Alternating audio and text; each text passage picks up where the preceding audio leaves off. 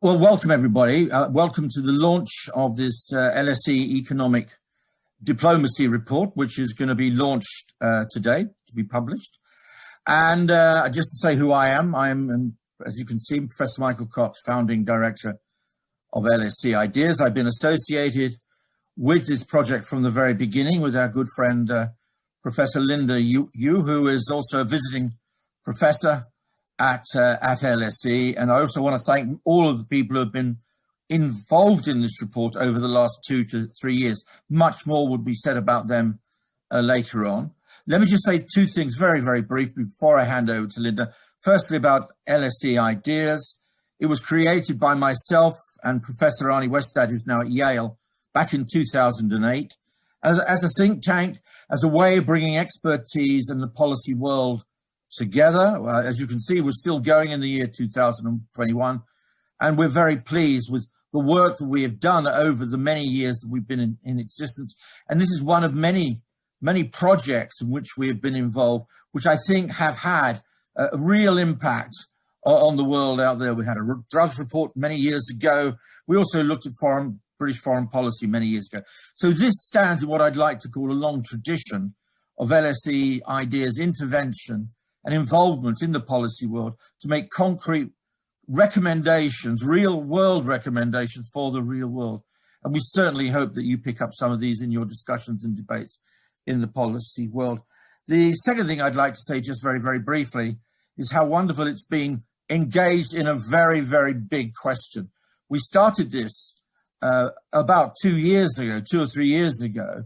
We formally launched it in some respects when Bob Zellick, I'm sure all of you know, came and gave a wonderful presentation and talk at the LSE in October of 2019.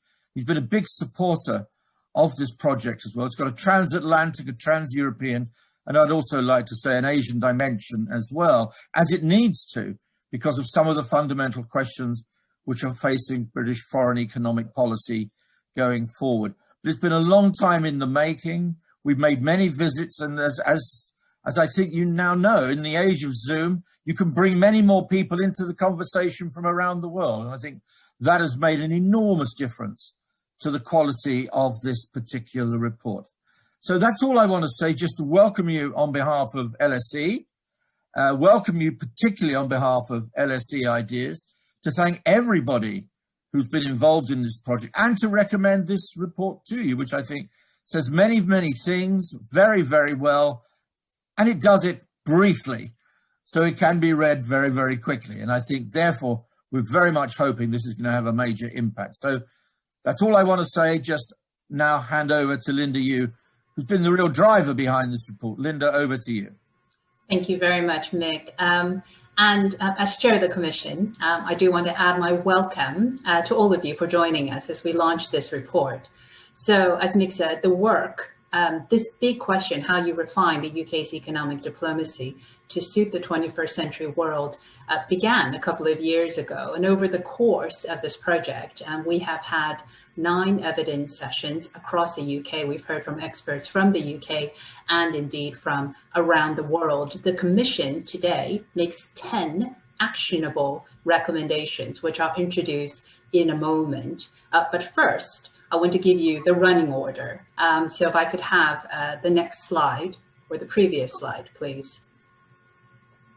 So what we will do is after me will be Stephen Paduano, who has been a wonderful executive director for the Commission. He will present the key recommendations from the report, followed by reactions, remarks from 2 external speakers who were delighted will be sharing their thoughts with us. Lord Mark Sedwill, as you can see, he was the former Cabinet Secretary and National Security Advisor, and among his many hats now, he is currently the chair of the G7 panel on economic resilience. We'll also then hear from Dr. Adam Marshall. He's Director General of the British Chambers of Commerce, with 53 chambers across the UK representing local business networks and 70 British chambers across the world. So we're delighted to have their input with their experience and their leadership in the public and the private sectors to join this conversation about our work and recommendations. We'll also try to get in some Q&A, so please put your questions in the Q&A box, and we'll try and pick up those towards the end if time permits. Now, if I can have the next slide.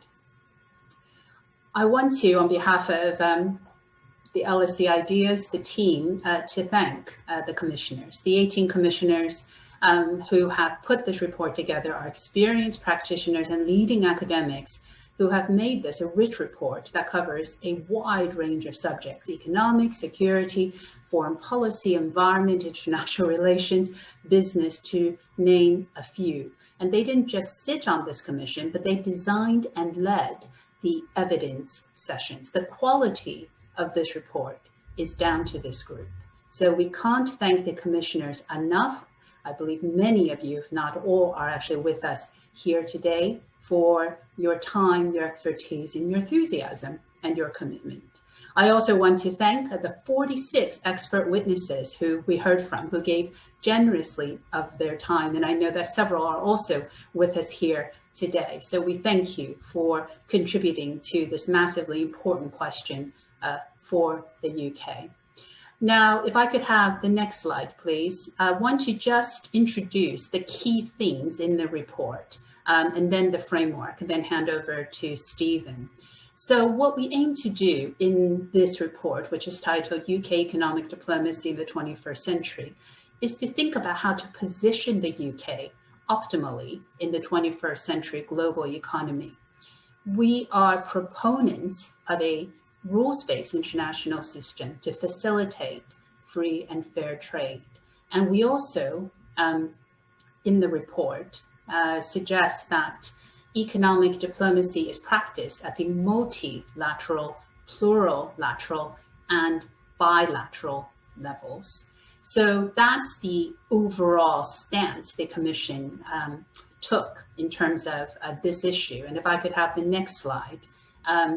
The framework that we used which is around the recommendations that you'll hear today, takes those themes and tries to organize them in, roughly speaking, this sort of framework from which the recommendations flow. So what we do is we integrate economic and non-economic policies. So we align commercial openness with foreign policy aims broadly defined. So you'll see in the recommendations, there's a very large section on the importance of global public goods, particularly the environment and also, of course, health and global rules. So not having a separation, in fact, having an alignment between aims, economic and non-economic, is one of the parts of the framework. The second one is to align foreign with domestic economic policy. So in other words, integrating trade and investment policy and the UK's global role with domestic economic priority. So in other words, all economic policy is domestic as well as foreign. So removing that silo and that separation allows for trade and investment and global policies around foreign economic policies to be aligned with and support domestic strategic growth priorities, whether that's greening the economy, whether that's raising productivity. What that also does is that it allows the domestic redistributive mechanisms to be used to help address the distributional impact of those who do not benefit as much and others that get left behind when you have globalization and trade and investment policy. So what that does is that it allows for a greater cohesiveness between how you address some very complicated factors between not just trade and globalization, but automation and the growth of the services sector, how you address that both in terms of foreign and domestic policy, making sure that you are recognizing and then mitigating any negative distributional impact. And that's been a strong theme, as you'll see throughout the report, that it needs to be, it needs to work for all parts of society across the UK. So we've got a number of recommendations around that. So I'm going to hand over to Stephen in just a, he's going to introduce, we won't have time to go through all of those, but he's going to introduce one key recommendation from each of the three groupings in the report. So the first set of recommendations, the first three, is under the UK's trade and investment policy. The second grouping is around the UK's global role. And the third grouping is around UK institutional reforms in order to effectuate this economic diplomacy framework to suit the 21st century world. So with that, I'm going to hand over to Stephen and ask for the next slide. Thank you, Linda. Hi, everyone. I'm Stephen Paduano. So I'm going to go through an overview of these recommendations, and we've highlighted one recommendation per theme. So the theme starts with trade and investment policy, and here what we've chosen to highlight is forging a hub for services. So services account for 80% of the UK's output, 85% of employment. And as we note here, trade and services has grown measurably faster than trade and goods over the past decade and a half. And the pandemic may have dented this, but these trends are projected to continue. And one of the key obstacles that we identify is the lack of bilateral and multilateral services liberalization. So for that reason, we encourage various measures you can see in the report around bilateral services liberalization in the way of creating a hub, as we say, or a conduit for services trade between countries, between economies which don't have FTAs with each other. But a more immediate and globally material actionable way of going about this is through the Trade and Services Agreement. So this was launched in 2013. It stalled during the Trump years, but it brings together 22 economies plus the EU, which represents 70% of the global services market. And it's plurilateral. So it's starting with those who choose to participate. And this really eases the process of achieving, more substantial multilateral liberalization efforts. So liberalization in this sense, services liberalization through TISA, this will be very important for the global services market. It will be especially important for service-oriented economies like the UK's. But we should also note that this is not to leave behind trade and goods or a manufacturing sector or anything of that nature. Some research that we highlight in the report discusses the trade enhancing effects, the trade and goods enhancing effects of services liberalization. So it's our view that a global hub for services will help promote many of these diverse goals. So second, we have, and you can see more about this in the report, non-economic track and trade negotiations. This revolves around cross-cutting issues in trade, largely on the coordination of certain dual-use technologies and other emerging economic and technological issues, and also the designation and stress testing of systemically important supply chains to make sure, after the experience of the US-China trade war, the departure from the European Union and COVID-19, to make sure that nationally sensitive supply chains are able to absorb a variety of exogenous shocks. And the next slide, please. So our second theme is the UK's global role. And this as a theme revolves around global public goods. In the economics terminology, non-rivalrous, non-excludable. In practice, in the international system, subject to a great degree of geopolitical rivalry, and unfortunately falling victim to unnecessary peripheral gridlock. So first, we encourage certain partnerships to promote global rules and standards, and these predominantly relate to, again, converging on various technological rules and norms shared between advanced democracies. Our second policy recommendation here relates to establishing a global public goods secretariat. And it's the Commission's view that this ought to be embedded in the G7 or G20. And the idea here is that the international system, as we say here, has been frayed. And there's a tremendous amount of congestion around issues that do not need to be obstructed by sort of the core geopolitical tensions in the international system. So a good example relates to public health or climate change, where China has pledged to increase wind and solar power by 300 and 500% in the coming decades. These are good things that are being undertaken unilaterally, and as a result, not as effectively as if they could be undertaken multilaterally in the international system. So the view is that a global public goods secretariat can keep the foot on the pedal, so to speak, of multilateral progress, and at the same time relieve that congestion in the international system and foster more trust between otherwise antagonistic parties. And our last policy here is for leadership in climate diplomacy and green markets. Please do consult the report on this one. There's lots that we say about minilateral fora and carbon border adjustment, which would go a long way to serving these global public goods roles while also retaining manufacturing industries in the United Kingdom, not losing them as a result of carbon leakage or non-preferential tax policy at home. And the next slide, please.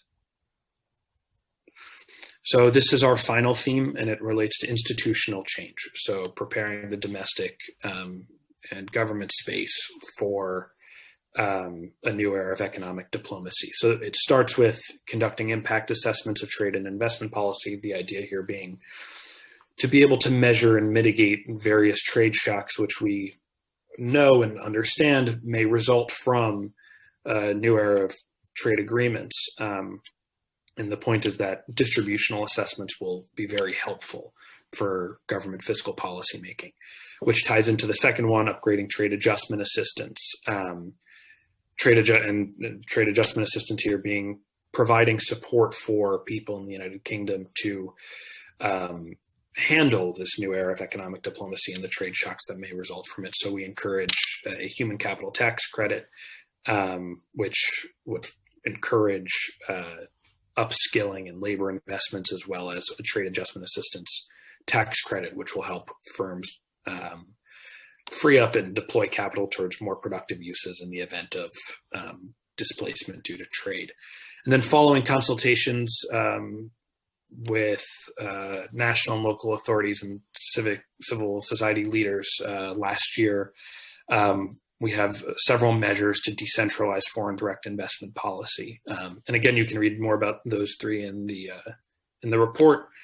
And then finally, the policy we're highlighting here is expanding institutional capacity. So the first is to embed strategic advisory groups, and these already exist in the Department for International Trade and others. But the Commission had many conversations over the course of the past year about diverse problems, managing the rise of certain anti-trade impulses, winning the enduring support of the public for foreign economic policies, which sort of the lesson of Brexit is that this is something that should be pursued more vigorously. And then also incorporating expert stakeholders into the conduct, into the process of economic diplomacy. So our view is that embedding these strategic advisory groups, and we outline where and how they should be in the report, would be very helpful for this. Creating a cadre of economic diplomats as well, to be able to bring in people from the FCDO, HM Treasury, the Department for International Trade, BIS, DEFRA, and making sure that they can benefit from more departmental interchange and more formal secondments to the IMF, the World Bank, the WTO, and others. And then finally here, we have the establishment of a central coordinating body. And throughout the report, we discuss a whole of government approach, which is necessary for the conduct of this new economic diplomacy agenda. So embedding it within the Cabinet Office, we believe we'll be able to support and manage the process that we've outlined here and the policies that we listed above. So with that, please do give the report a read. As has been mentioned, it is short, but thank you for your time. Thank you very much, Stephen. I'd like to now invite Lord Mark Sedwill to give his comments and reflections on the report. Mark, the floor is yours. Well, thank you, Linda. Thank you very much indeed for including me in this event. It's a really substantive report, but as Professor Michael Cox pointed out earlier, also brief, which is a welcome innovation in reports of this kind, and one I hope we can replicate when we put our proposals to the G7 leaders from the panel that I'm chairing in June. I can assure you and colleagues that we will not be producing a 100-page report with dozens and dozens of recommendations, but we'll be seeking to replicate the effect of this report by producing a few recommendations that, if properly implemented, could have a significant impact, and I congratulate you on that. Really distinguished group of commissioners, equally distinguished group of expert witnesses, and you managed to get, as you said, a great deal of input into this that you've then been able to crystallise. One of the big existential questions of our age, of course, there's the US-China rivalry, the Thucydides trap, and all of that.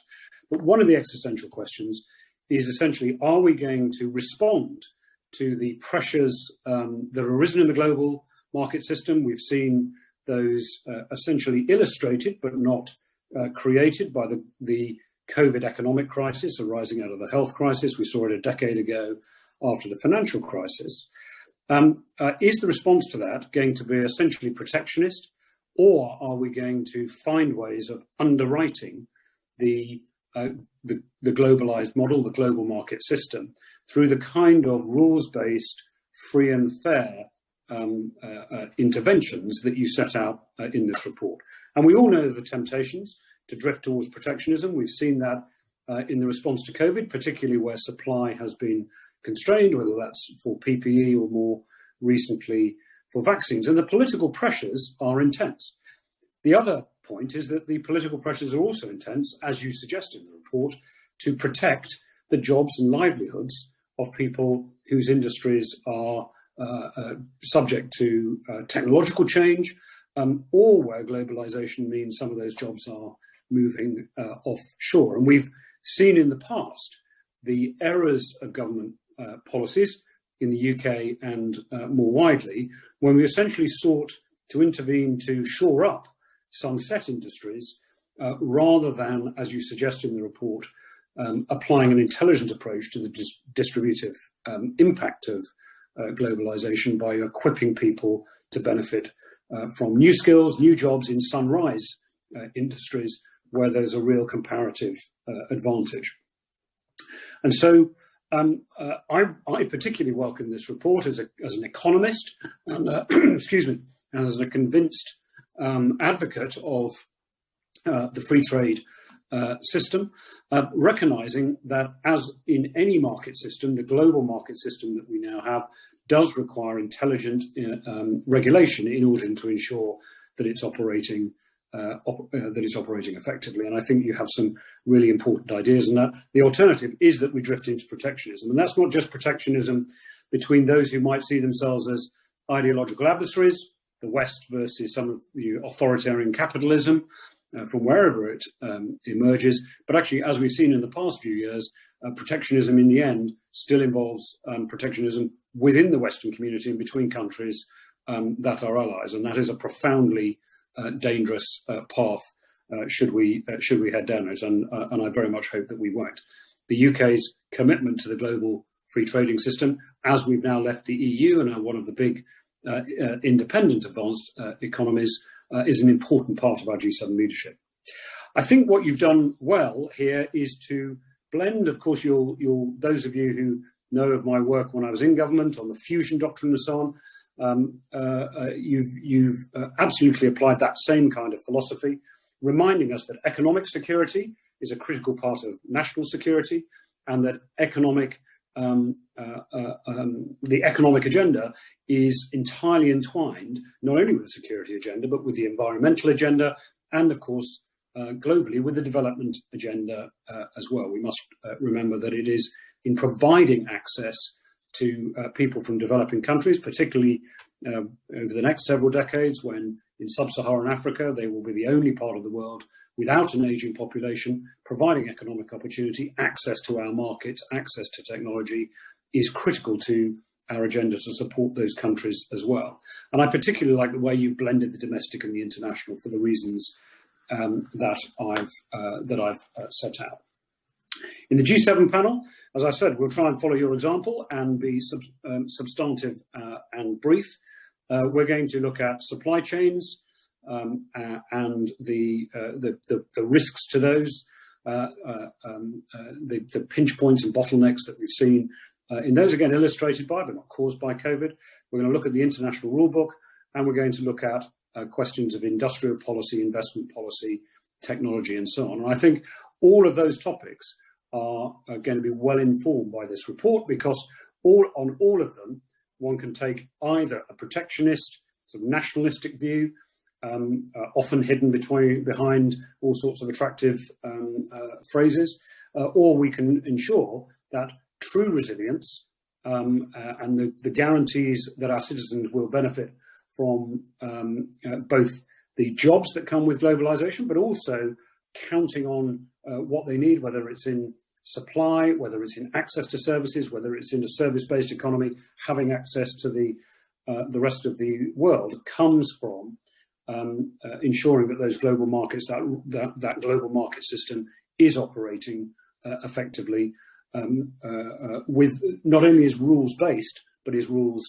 applied and enforced, and that needs to be part of the agenda as well as your report sets out.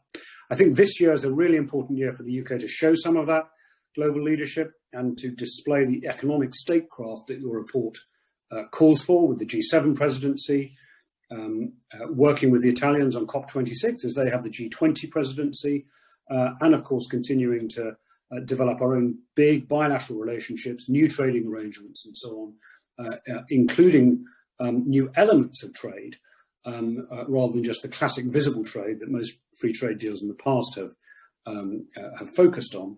There's a big opportunity for us to lead both in those institutions and by example. We're an economy that is 3/4 of consumption and demand, 3/4 of services on supply, and 3/4 of our assets are intangible. And so your report is essential for all economies of that kind, but particularly essential for the UK, and I look forward to working with others to understand, apply, and hopefully play some part in implementing its recommendations. Thank you. Thank you very much, Mark. So much I could say to that, except thank you, and we look forward to working with you on the G7 panel. I really appreciate it, and all the endorsements about the report being concise is like music to our ears. I'm looking at Stephen. We're very happy to hear this, so thank you. And with that, I'm going to hand over to Adam. Linda, thank you very much indeed. And I think I'll add my congratulations to Mark's on the report itself. I think it's a model of clarity and of brevity in a world where too often complexity in economic reports and in academic reports seems to be privileged over precision. So well done to the commissioners, to the LSE, and to you all for it. For those of you whom I don't know, I run the British Chambers of Commerce, and I suppose our perspective on this is as a private sector actor with local business communities all across the UK, and also now 70 British business communities with 16,000 member companies in markets all around the world. So Chambers of Commerce have been intimately involved in international trade, in some cases for hundreds of years, and we have a strong feel for how the UK is perceived amongst our trading partners, including both private sector businesses and, of course, other governments as well. When I read through the report, 6 themes really came into my mind. So I'd like to raise 6 points with you today on this excellent report, if I may. 3 of them are points of absolute agreement. 2 of them are points where I'd point out some concerns with the recommendations as they have been made. And then 1 is about an area which could do with some further exploration, perhaps in the post-commission phase. So on those points of agreement, first of all, absolute support from our business communities for what's cited in the report as a clearly defined and consistently applied framework covering trade, foreign and domestic policy. Businesses always tell us that they want a long-term and holistic UK economic and global strategy. But forgive me, I think that business people are extremely skeptical that the government, or indeed that the British political system as it's currently structured, can actually deliver this. We feel that we've been bruised many times by Westminster's sort of time-honored route of ad hoc and tactical decision-making, which is the enemy of that consistency and stability. I think, though, that the prize is absolutely the right one, that clear long-term strategy, which would really engender business confidence here at home and underpin international and global investment in this open economy for many decades to come. So you have our absolute support on that. The second area of absolute agreement for me would be around the importance of the focus on services and data on the one hand and climate change and green markets on the other. As an independent country with its seat at international organizations, now these are two areas where the UK can press forward plurilaterally and hopefully multilaterally as well, in addition to what it's trying to do in its domestic trade agreements. And I think more of our businesses can then benefit from the resulting liberalization. I'll add myself to those who are guilty of focusing far too much on goods in the past when thinking about trade. That might have something to do with the 20 billion plus of goods that chambers facilitate across borders every year, but goods are not the whole of the story, as you rightly said, Stephen, and that the opportunities are in services, and I think we need to seize them. The third area of great agreement for me, I really cheered to the rafters when I read the argument that perceptions of the UK by overseas governments and economic actors matter hugely to trade outcomes. So when I travel to British chambers around the world, I've lost count of the number of times our members in market have said to us that the amount of business they do with the UK is driven by the perception that the UK is a country where honesty, the rule of law, institutions, and a clean business culture prevail. So accentuating our values and our reputation in these areas will be really, really important as we move out of the pandemic, and importantly, as we move out from under the shadow of Brexit. Our handling of that has done harm to those perceptions. I think we have to acknowledge that fact and work very hard to reestablish them, because that is the basis on which so many of our friends and partners want to trade with us. On to my 2 points of concern. The first is around the proposals on supply chain security. Obviously supports the importance of diversification and the importance of ensuring that long and fragile supply chains don't become the enemy of the UK's future success. But my concern is that the stress testing that's being proposed could feel like great public policy insurance, but it could feel like regulation or additional cost burdens for the businesses that are concerned, particularly when they're already dealing with additional trade barriers and higher costs right now.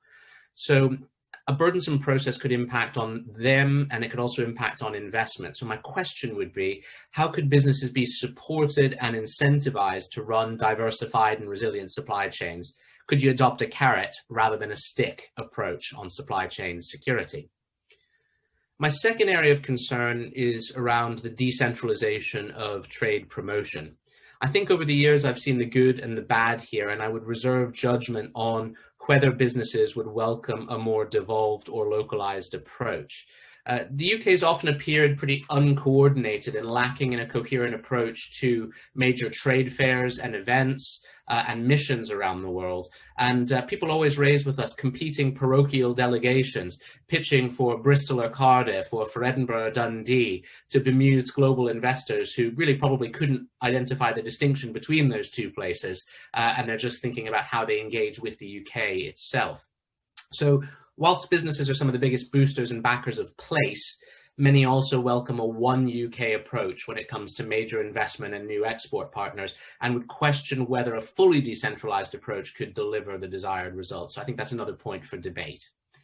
And then finally, just one thing that I think I would have liked to have seen more on, and perhaps could be part of the post-commission phase, more discussion of the role of economic diplomacy in sealing business-to-business deals, not just government-to-government trade agreements and frameworks. I think this is an area where some countries, and France is always the one that comes to my mind, genuinely excel. Their governments actively support business to business deals, and the commercial diplomacy, as you put it in one part of the report, is core to what they do. And I hope that someone in future will examine in more detail the role that commercial diplomacy can play within this strategy and within this framework, because I think it matters as much, if not more, than some of the other forms of economic diplomacy that are highlighted in the report. So, Linda, thank you very much to you and to your colleagues, and I very much look forward to engaging with the discussion and whatever process comes next. Lovely, Adam. Thank you very much. And terrific points. And you've given us more homework for this project to take forward, which is also lovely to hear. You've raised again, thank you. And these are all, excellent points and very thoughtful, just like Mark's. I think you did pose 2 questions. I know there are questions coming in on the Q&A. So perhaps I'm going to turn to Stephen to pick up the 2 questions initially, and then I'll add to it, and then pick up the questions that's come in the Q&A. If you'd like to ask a question of this panel, don't limit it to me, Mick, and Stephen. Feel free to ask Mark and Adam as well. Pop your question into the Q&A box, and we'll come to those. So Stephen, let me hand over to you in terms of Adam's questions around supply chains and decentralization. My quick kind of comment as I hand over is, I think the partial decentralization of foreign direct investment, I think, was something we propose, and the competition element has to be carefully thought through, because indeed we discussed we don't want to race to the bottom, but we also want is to have a greater sense in terms of foreign direct investment, what the strengths and competitiveness of different regions are. And the examples we give from Germany, China, and elsewhere suggest it can be an important part of leveling up if it's set, obviously appropriately. And then on supply chains, I'll hand over to Stephen. This is one of his favorite topics. I think how you conduct it, we left open in the report. So in other words, as you know, businesses and boards do risk registers and indeed test the resilience of their supply chains already, and it's been accelerated by recent developments. So I think what this is doing is proposing something probably slightly more global in that approach, rather than a heavy regulatory approach within the UK. It's more of a coordinating. And obviously, as we say, supply chains tend to be very efficient, but they do need to, they are stressed, and Mark mentioned it's something that we're all looking at. So hand over to Stephen on that one. Thank you. So I'll start with the first question that was raised on the 2013 devolution of the Memorandum of Understanding on decentralization of foreign direct investment policy. So it's the proposal that we have, perhaps I should say it's more modest than it seems when we talk about fostering competition and decentralizing FDI policy. It's returning to that 2013 Memorandum of Understanding, which grants concurrent powers between devolved and Westminster authorities. And the point this stems from the conversations that we had in Belfast and Edinburgh last year, where there was a lot of dissatisfaction with the fact that this Memorandum of Understanding has not been fulfilled from the standpoint of some of these local authorities. So this is not to say that we're calling for kind of the disaggregation of all of economic policy in the United Kingdom. It's a much more limited aim, which is to kind of make the letter of the law a reality. On the second one about supply chains. So the point on costs are well taken. If there's a carrot approach, I certainly think in the post-commission phase that you mentioned, there will be a lot of excitement about exploring that additionally or alternatively. But on the element of costs, I think that when dealing with issues of systemic importance, costs have to be weighed against other negative externalities. And the precedent that we're building off of is the FSB's creation of systemically important financial institutions after the financial crisis. And that imposes costs on banks. I mean, I don't think that any banker would be particularly pleased with the process of going through annual stress testing from the Fed or any other central bank. But it's something that's important. And, fortunately, we did not experience the breakdown in supply chains that was discussed at various points during the trade war or during Brexit or during COVID, but we came close, and there have been substantial bottlenecks and disruptions at various points. And figuring out a way to deal with that seems to be a crucial component of this economic diplomacy agenda. And as Linda said, much of this is left open to process of implementation. But in terms of actionable strategic guidance, something that we can follow, we were pointing to that FSB model from 2011 or so, whenever it was introduced, as something that can apply to, as we term it, systemically important supply chains. Thank you very much, Stephen. I want to make sure we don't have a great deal of time, but I want to get through some of these questions that have come through. This is from Yassine Bachid, LSE International Strategy and Diplomacy, 2019. And Nick is nodding there. As an important service provider, the city is surprisingly not featured in the Brexit deal. How do you see the city evolving after Brexit? This is a great question, not surprising coming from a graduate. So what we, I think what, the first recommendation was around positioning the UK as a trade hub for services. And, within that, we mentioned the strength of financial services based in the City of London and in Edinburgh and elsewhere. So I think we see this as an area where you can have the UK's comparative advantage in financial and other services, which at the moment is impeded because of a lack of multilateral global trade rules with the same amount of teeth as the rules around trade in goods. So this is a real area where the UK can strengthen its competitiveness, do plurilateral as well as bilateral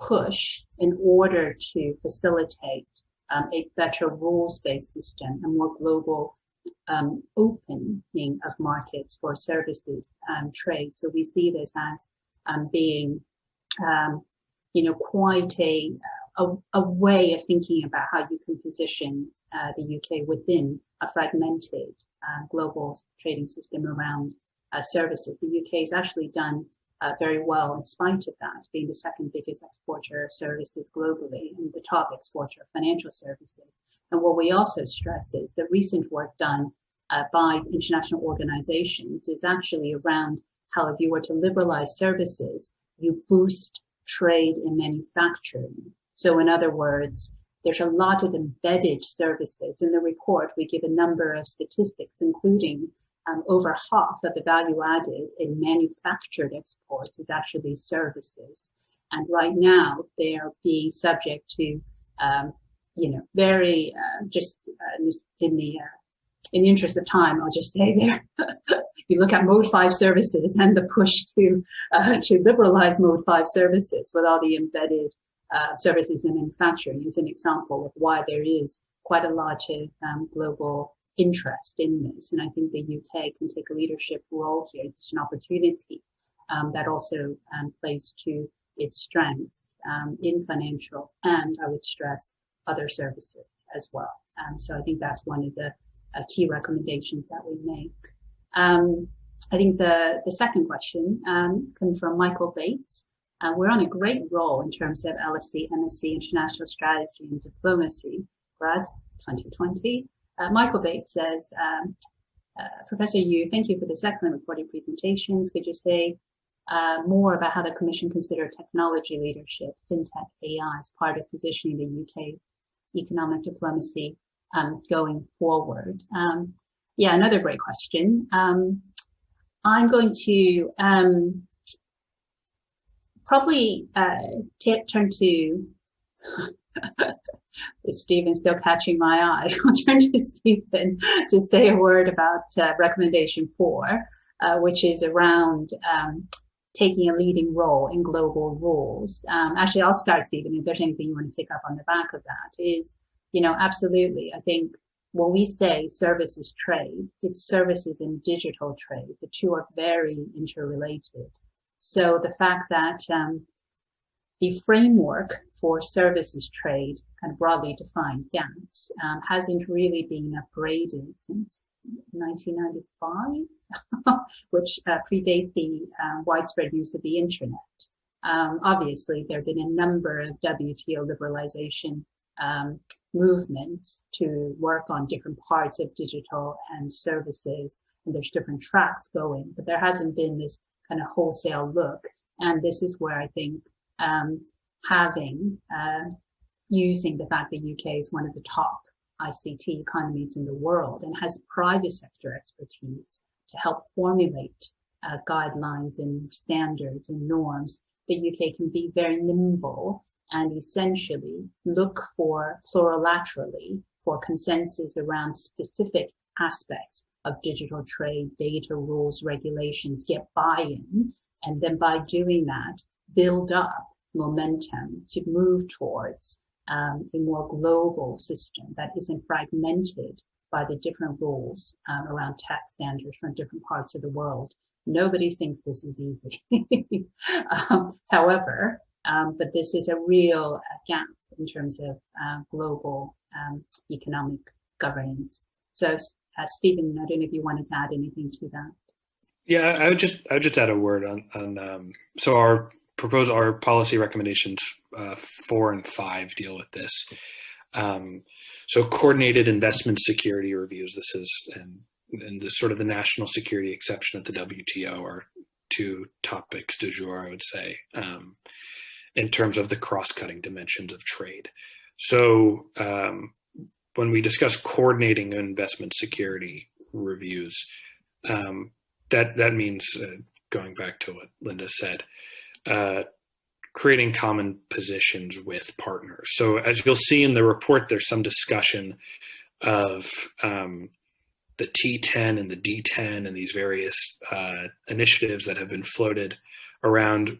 We don't comment on those in particular, but the impulse behind it, the ambition for such summits, a technology or a democracy summit among advanced economies, relates specifically to these kind of dual use issues. So a dual use technology could be 5G, it could be a social media platform, but the idea is that there are political implications of a different economic or technological phenomenon. So it's about the core point of what we considered was the coordination of these investment security reviews. But if Professor Cox, you have something to comment on this. Oh, your microphone. Somebody, you're on mute. Has to be said at least once in every webinar. No, I'm sorry. No, I'll pass on this one. Because we've got more questions coming through, Linda, I think. Sorry. Yeah, no, thank you for that. Good, thank you. So I think we pretty much only have time for one last question. So this is from Peter Watkins.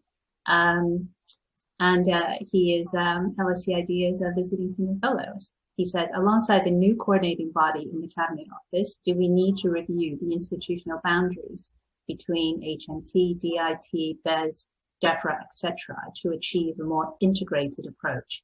I think the best people to answer this are actually our invited speakers. So can I go to Adam first and then to Mark? Thanks, Linda. No, I think Peter's asked the right question, because we do have silos that businesses experience from the demand side, and of course anyone at the heart of government trying to coordinate a clear policy has difficulty with from the supply side. The one caution that I'd bring into this is that piecemeal reorganization, which is what we've seen over the years, often to suit individual politicians' requirements rather than the needs of the economy and our global approach, don't work. And what they do is they result in work stopping on many key business or economic priorities for a year or two whilst the new arrangements bed in. So any shift in institutions or institutional boundaries needs to be well planned and executed over a long period of time, with a promise that those arrangements will then be allowed to settle in. Because my view is it takes businesses a year to hear about changes, 5 years to really engage with them, and 10 years to really feel comfortable with them and go with the groove. We need that longevity of institutions in this country if we're to achieve some of the objectives that the Commission has set out, both for the economy and for our wider global strategy. Thank you very much, Adam. Mark, if I come to you on this recommendation of the Commission to set up a coordinating body in the Cabinet Office for Economic Diplomacy. Thanks. Well, I agree with Adam. I mean, I think we've got to be careful that the answer to everything that requires more than one government department to work on it doesn't involve some new piece of machinery in the Cabinet Office, because it means the Cabinet Office gets larger and larger and disempowers other parts of government. And Peter Watkins' question doesn't mention the FCDO, I don't think, as an important part of this. And of course, with the merger of the old Foreign Office and DFID to create more of a development, but also an economic capability in our diplomacy, the institution, or at least one of the institutions responsible for economic statecraft, as set out in the report, should be the new FCDO. And I hope they're going to build more of that capability. I agree with Adam. Tinkering around with Whitehall doesn't really work. It just confuses everyone, including Whitehall itself. I'm on the record as believing, and I still believe, that we have far too many government departments. And I think if we went down to around a dozen or so, then the question would look very different, because you would probably then only have, at least in something even this cross-cutting, only a couple involved, and then it's relatively straightforward to manage the cross-government work. I think the underlying question of too many government departments, too fragmented, when you think our cabinet is twice the size of the American and 4 times the size of the Chinese, is a broader question, and this is just an example of it. But what they have to do is find a way of working across those boundaries. There always will be boundaries. They have to find a way of working across them, ensure their interface is not barriers, and produce a genuinely coherent, joined up government response on all of this that's able to prosecute the agenda that your report sets out.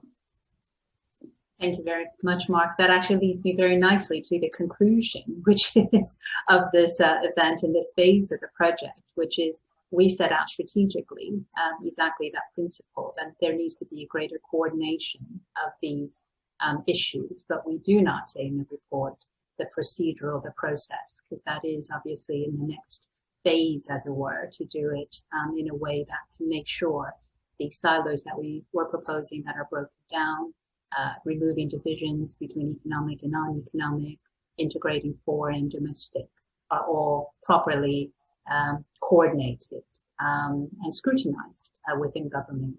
And so in terms of the coming months, your comments, both Mark and Adam, have been hugely helpful, as we will be discussing disseminating these recommendations and also how to implement these, because obviously lots of procedures and processes still need to be properly discussed and formulated, and there's only so much we can do in one report.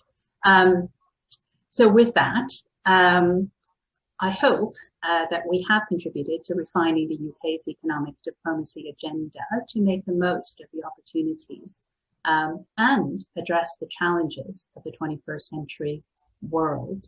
So in conclusion, I'm just going to say thank you to all of our speakers for really thoughtful contributions, and really, we'll take the praise on the conciseness of the report again. And I also want to thank the LSE Ideas team, particularly Gideon Gotel, who's not with us right now, who's managed the project, and Guy Munson, as well as Ideas, who have kindly supported this work. And then, of course, Stephen, as our executive director, and Nick, who's been a lovely partner in the work of this commission, and of course, to all the amazing commissioners who have made this project fun to work on, even as we tackle the big, challenging questions of the day. So with that, you can see on the screen, and it's also in your chat, please, we hope you'll download and read the report from our website.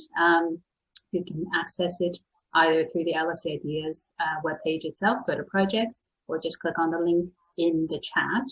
And thank you all for joining us. Thank you for your terrific questions. And we're very pleased to have marked the launch of this report with such a stimulating and thoughtful webinar. So thank you all.